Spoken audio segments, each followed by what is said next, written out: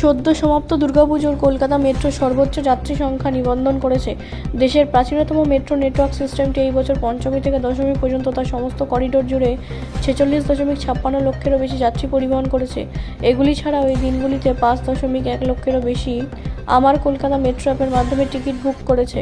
পঞ্চমীতে 9.82 লক্ষেরও বেশি যাত্রী মেট্রোতে ভ্রমণ করেছে। এটি মেট্রো রেলওয়ের ইতিহাসে দৈনিক যাত্রী সংখ্যার সর্বোচ্চ। গত বছর পঞ্চমী থেকে দশমী পর্যন্ত 41.15 লক্ষ যাত্রী মেট্রোতে ভ্রমণ করেছিলেন। 2019 সালে পুজো এর আগে সর্বোচ্চ যাত্রী সংখ্যা ছিল 45.61 লক্ষ। সমস্ত কলকাতা মেট্রো স্টেশনের মধ্যে কালীঘাটে 4.6 লক্ষেরও বেশি যাত্রী পরিবহন করা হয়েছে।